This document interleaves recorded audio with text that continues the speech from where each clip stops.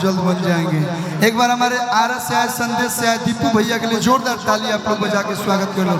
अरे हम इनका घरे 6 महीना में एक बार जरूर जाए ना, इतना प्यार मिलेला। तो बक्सर जिला से भी दीपू भैया के जोरदार ताली बजा के आप लोग प्यार दे दी लोग, ताकि इनका भी लगे कि ना भैया। हाँ रुको, हाँ बोलिए, आप भी कुछ बोलना चाहती हैं? इधर आइए।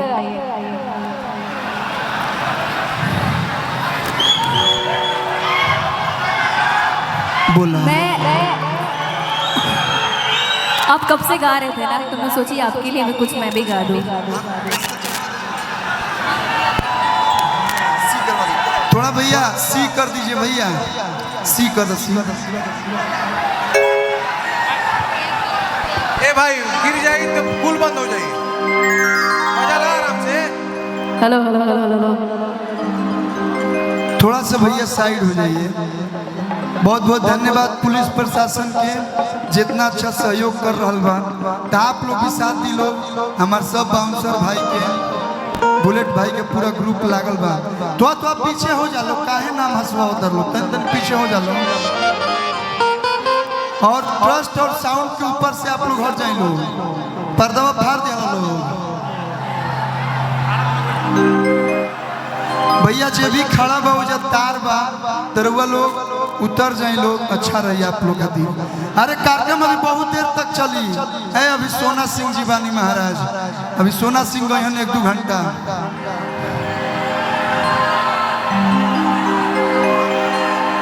हाँ जियो, लव यू। हाँ गाई बोली। किसिया भी झार लेनी, आप पहन लेनी साड़ी, लाली लगा लेनी, रूपवा सवारी सवारी, एगो हो ताटे पिछवा से चूक राजा जी, कि एगो हो ताटे पिछवा से चूक राजा जी, कि लगाई दी चोलिया के हुक राजा जी। कौन दरजी आई कोइला सिलाई, बाट सके तू हुक कैसे फसाई, रौआ बुझिले नहीं हमर दुख राजा जी। हेनियो राजा जी लोग बालो कि रौआ बुझिले नहीं हमर दुख राजा जी, त लगाई दी चोलिया के हुक राजा जी, लगाई दी चोलिया के हुक राजा जी, लगाई दी चोलिया के, लगाई दी चोलिया के हुक राजा जी। इतनी आप सुंदर लग रही हैं, आपको काजल ओजल लगा के आना चाहिए था ना भैया। हम काजल लगा दी कि पतरा देखी जतरा बनाई लिए राजा जी,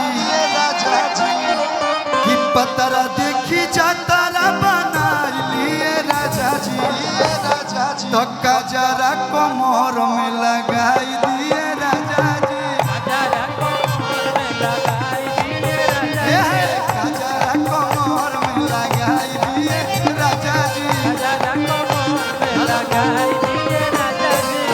हमारा नया गाना आदि शक्ति फिल्म से।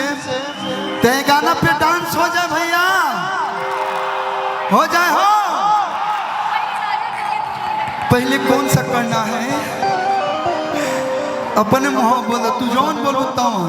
नहीं येलो को जो अच्छा लगेगा वही होगा, आपको जो अच्छा लगेगा वही पहले होगा। राजा जी के तुरल होके कि नयका में के होके, राजा जी के तुरल।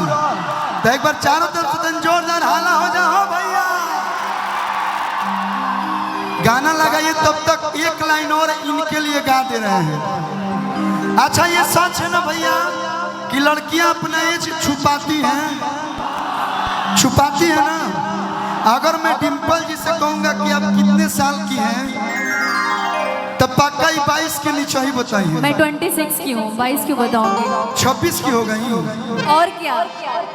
एहले कहत नहीं काहे इतना सोहतिया हमारा।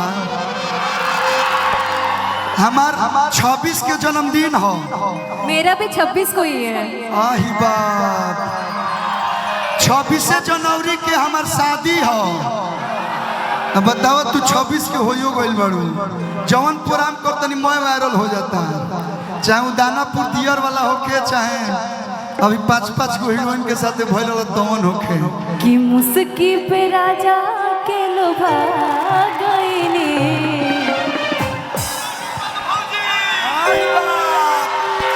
आई बात कि जैसन सोचले रही हम वैसन सखी रे बरपा गईनी। देखो आई नो आप शादीशुदा हैं, ये कलाकार हैं। अभी स्टेज पे तो हम ही दोनों है ना। स्टेज के नीचे आप कौन, हम कौन पूछता है? हम एगो गाना गावे रहनी हम 20-21 आप भले 26 की हो गई लेकिन हमारे लिए अभी भी आप 20-21 साल की है का भैया। 20-21 के उमरिया होई लग भाग 20-21 के उमरिया होई लग भाग कि तनी हम गाई बा तू चली है ठीक बा कि पतरी कमरिया हो चलत डोले डगम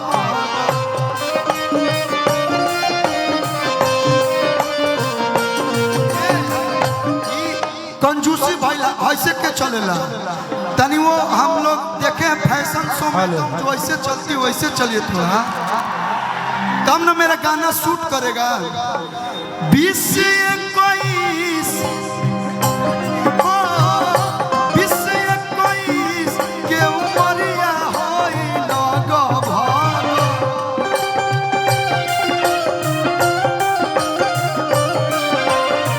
अब पतरी कमरिया हो चलत डोले डगम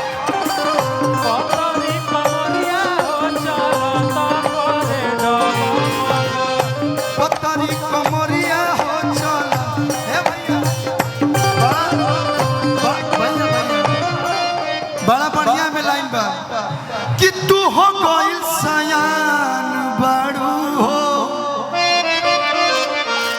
तू हो गइल सयान बाड़ू हो तब न देत ध्यान बाड़ू हो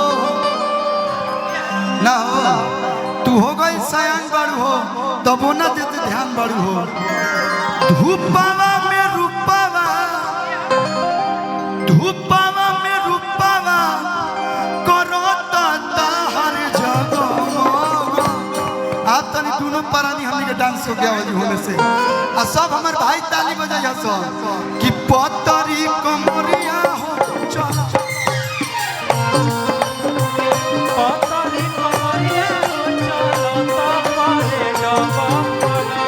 पतरी कमरिया हो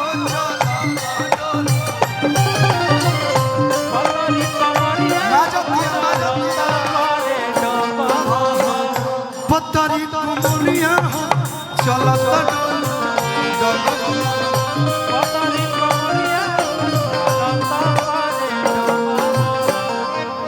उड़ा तारू राजा के दम पर